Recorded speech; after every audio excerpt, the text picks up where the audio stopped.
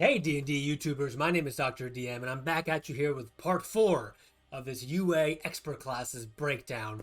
We previously looked at the Bard, Rogue, and Ranger and kind of all about this new UA. And today we're going to look at the last couple parts, which is Feats and also the Rules Glossary, which is kind of like what's changed from the last UA they did for this D&D 1 new playtest. So we're going to get right into it. It's going to be a really good one. I'm excited to go through Feats because I think there's the really cool part of character building, character creation. All right, here we go.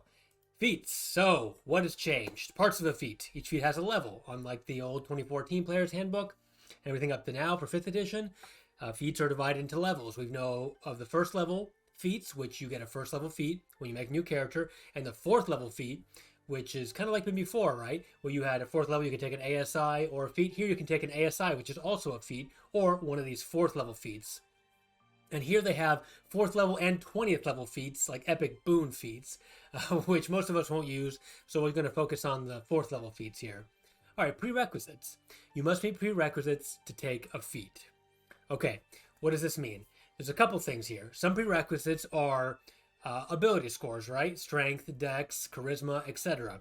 Other prerequisites can be a class, for example, or a class group. So you've seen experts. There's also warriors. There's priests, and there's don't remember the last the last group of 3, but yeah. So that's also a prerequisite sometimes, and yeah. So let's see what some of those are, what they look like, what that means for each class, and what that means for your character creation. Repeatable. Some feats are repeatable. That's always been the way in the past. And if it's not repeatable, you can only take once. So that's fine. Bonus feats at 20th level. So essentially their idea here is that if you get 30k EXP or whatever, if you use milestones, you can then take an extra feat, an extra one of these, well, really any level feat, because what they've already stated is as long as you meet the minimum threshold, you can then take that feat that's that level or lower. So even if you hit 20th level and you get an epic boon feat, right, and it kind of sucks, you don't care about it, you want to get, athlete, you can take that too. So that's a good flexibility there. All right, feat descriptions. Okay, so there's some from the previous UA, right? The character origins, it's level 1 feats, and here we're gonna go to level 4. So ASI is just now a feat. You at 4th level, you just get a feat. ASI is one of those feats. You get 2, increase 1 ability score by 2, or 2 ability scores by 1 each. All right, that's good. What we're gonna see here is what now we are getting into it. What's really interesting is that partway through, I'm not sure if it was Tasha's or before then, partway through into feats for 5th edition, we found that there was kind of like half feats, right? So you get some ability or some proficiency or whatever it was, and you also get 1 point ASI. So heavy armor master heavy armor master, where you get like 3 damage reduction roughly, and you also get +1 in strength or con or dex, something like that. Yeah, so most of the feats now are half feats, which is really nice. You don't have to really balance, you don't have to weigh as much whether ASI is better than some kind of like ability or proficiency, right? So that's really nice. I like the half feats, and like a +1, by that I mean a half feat, because most of the time when you're making a new character, right, following your typical array, you have a odd level feat. You have a strength that's a 15, right? And you want to get the 16 as soon as you can for the actual attribute bonus, attribute mod. So once you get 4th level, you don't have to take ASI. You can instead take a feat, which also benefits your character, helps them grow, helps them evolve into the character you want them to be, right? Rather than just a numbers, rather than just I want +2 to the charisma or wisdom, right? Take this feat that also gives you some cool ability like impersonation, mimicry, and also it's going to bump you up right to that next level, whatever you need, from a 17 to an 18, from 19 to 20, whatever it's going to be. That's not always the case, but I much prefer taking those kind of feats when possible. So yeah, I get it. Sometimes you just want to get your dex to 20, right? Because your AC and your to hit and whatever. But for the most part, these half feats are a good way to get a little bit of that and a little bit of this and make your character that much better. I'm not going to go through all these, but I think the ones maybe that have changed a little bit, or just ones that seem interesting or haven't existed before. So actor, right? Here we go. Prerequisite, 13 charisma, repeatable, no. Take it 1 time. Here's a half feat, right? Charisma score increases by 1. So it might not be applicable to everybody, but people who need charisma, bards, paladins, sorcerers, warlocks, etc. Could be a good feat to take if you also want to go down this path of your character being an actor and going into, Baldur's Gate's most prestigious Juilliard Academy of Acting or whatever. You have impersonation, advantage on charisma performance. You have mimicry, like, the Kenku. Okay, cool.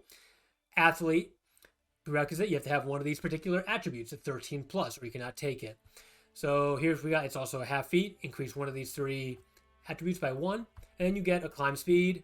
You can, when you're prone, you can get yourself up with 5 feet instead of half, and you have advantage on jump checks. Great. Charger.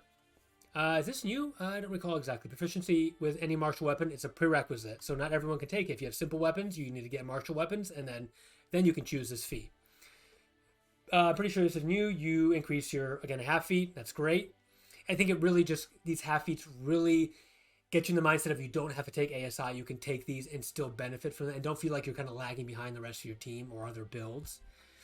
Improved dash, charge attack, where when you take your attack action and you move 10 feet, you do an extra plus 1d8. That's fantastic. More damage.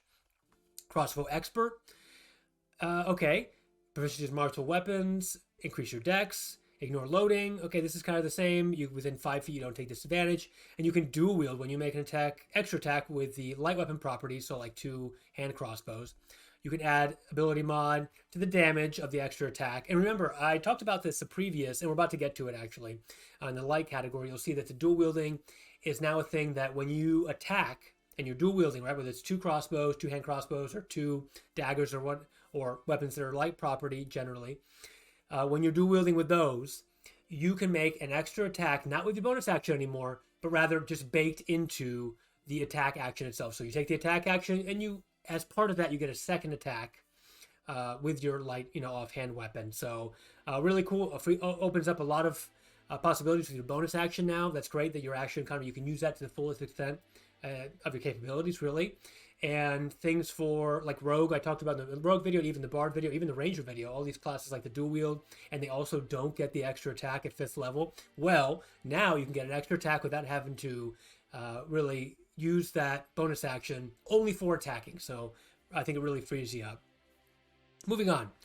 Defensive Duelist, again, ASI. If you have a finesse weapon, you can use reaction to add your proficiency bonus to armor class, like a mini shield, eventually better than the shield. You put up your weapons and you block with those. Dual wielder. Okay, here we go into that dual wield category here.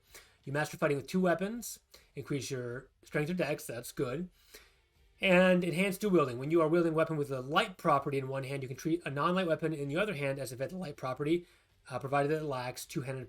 Okay, that makes sense. And you can then quick draw, pull them out real quick. So, although this doesn't let you dual wield 2 long swords anymore or equivalent, which is, that sucks a little bit. But at least you get a long sword and a short sword.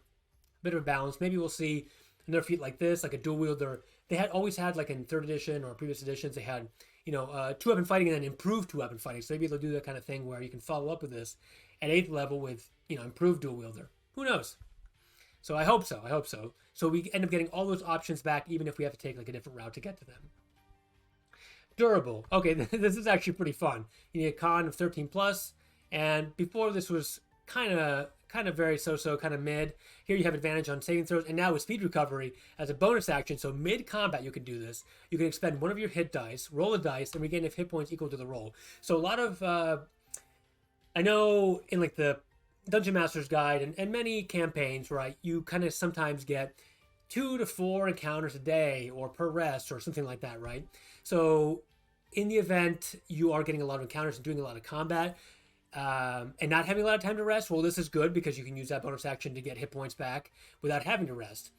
I play a lot of campaigns where there's a lot of kind of cinematic fights. So in that case, the players have a chance to long rest between encounters. In that case, you're not really using your hit dice, that short rest hit dice to great effect. So this is a good way to kind of shore that up and be able to use your hit dice in a very applicable, in a very real way, and not lose those if you're not getting short and long rest. So pretty cool.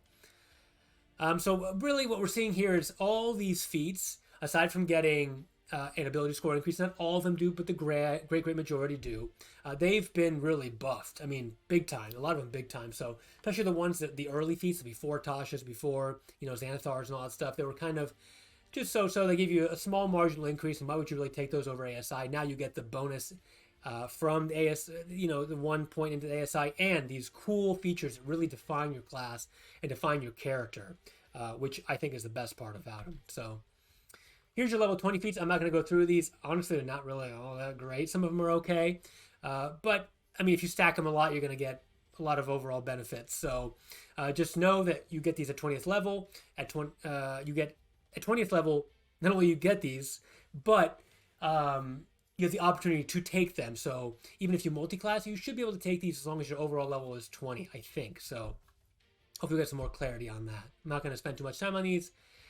But yeah, so epic boon, epic boon, epic boon. Okay, now we get to the fighting styles. So fighting styles were originally just baked into fighter or paladin and ranger, and now they are feats. So in reality, anybody could take these, right? Although those classes, for example, ranger is the example here in this particular UA, gets this at the particular level, I think second level, right? So they get essentially a free feat at level 2. So archery, +2 to attack rolls. This is huge. This is fantastic. You would pair this generally with like sharpshooter, where you take the -5 +10, which doesn't exist anymore.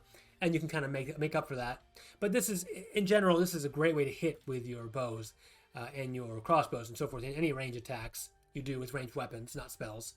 And, back in the day, I remember in like D&D Basic, the melee always got the extra bonus to damage from strength, but range did not. So range would benefit, for example, from dexterity to their attack rolls, to hit, but they wouldn't get that in the damage. So I'm glad that's changed to make, range attacking much more viable. But this makes range attacking fantastic because you increase a +2 to attack rolls, given bounded accuracy and how difficult it is to get pluses to hit. This is huge. This is huge proportionally. It's a good one. Defense, +1 armor class, that hasn't changed, but I will clarify here that as I'm going through, you see these prerequisites, warrior group. So you don't see priest group, you don't see the mage group, you don't see any other groups here. So even though it's a first level feat, you have to be in the warrior group unless you have a caveat, right? Like the ranger, which says you can take this at level 2. So this might be a good reason if you want to get into these fighting styles, might be a good reason to multi-class so you can get into the warrior group too. I hope they let you take multiple groups. If not, that would be kind of pretty lame. So if it's not like whatever you take first is what it is, I don't think so. So I'd imagine you'd be able to pick and choose as long as you're getting into these particular categories and rounding out your character. Okay, great weapon fighting. This is part of the warrior group. 1 or 2 on damage die. Okay, reroll those. It hasn't changed. Protection. I honestly, I don't think this is great because somebody has to be right next to you. So protection only works against your other ally who's next to you. I think protection would be cooler if, and this is, I've always thought about this, if, for example, you had a caster in the back you want to protect, right? And you can kind of jump in the way of that with your shield, or put up your shield and take a step or whatever and block that. But it's only next to somebody else who's probably also going to be hardy, so why really take this? But, to each their own.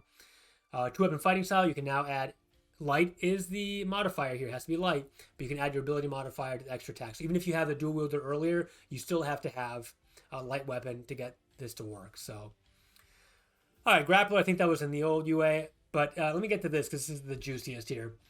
Great weapon master. We know why everyone took this, because it really helped marshals get on the same level of casters, right? You take the -5 to hit, and you add the +10 to damage. It's a bit high risk, high reward, but in reality, this lets you hit big and hit hard, which you need to do as a martial class. So that's gone. What's it replaced with? So they kind of bounced a little bit with giving you the ASI. You get the +1 strength, which could have a big effect. You get the cleave, which was already there. You make a bonus action attack if you kill somebody with a critical hit, right? Oh, critical hit or reduce a creature to 0. Okay, that's stayed. And heavy weapon mastery. When you hit a creature with a heavy weapon as part of attack action, you can cause the weapon to deal extra damage to proficiency bonus. So between like +2 to +6.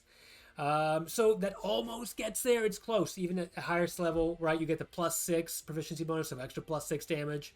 It's more of a scaling now feat in that regard. And it's 4th level. You can't just take it at 1st level again. If you're like a variant human, for example. So, okay, I like that you don't have the negative. I think negative is something they're trying to get away from, and you eventually get to the point where you're getting closer to having the equivalent of Great Weapon Master. Is it the same? No. Is it possible that they're, somehow have an improved version of this, or that a particular class or subclass will help you get to where this was, to take a bit of a hit to get a big bonus, to kind of have that risk reward play style. We'll have to wait and see. So, okay, Heavy Armor Master.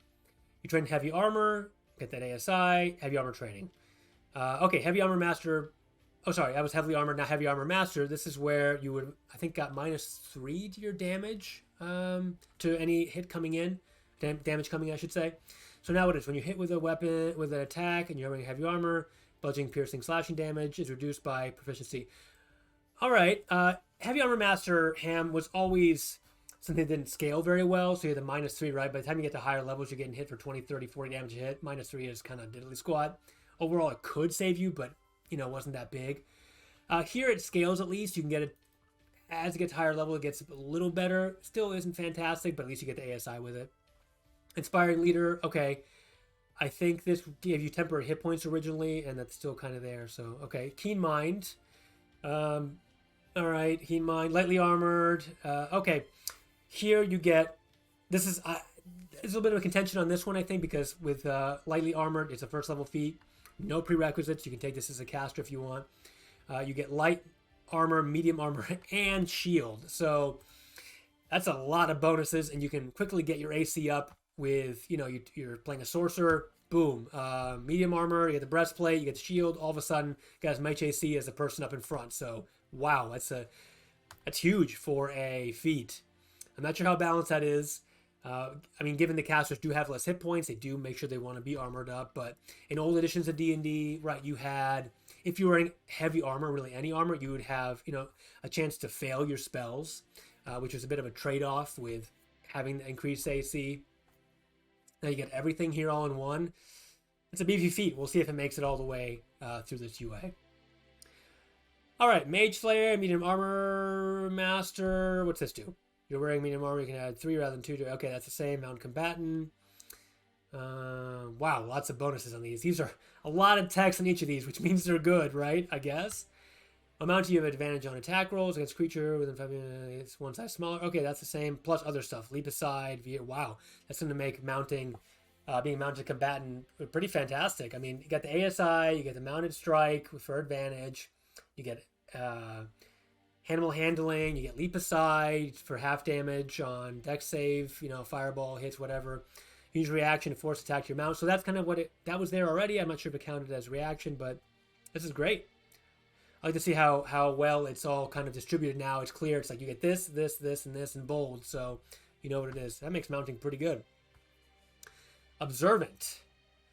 Okay, you get expertise, and you can take the search action as bonus action. Okay, we'll get to those actions here in just a little bit. And Polar Master, how's that changed? So increase your strength by 1. Okay, so it gives an ASI now.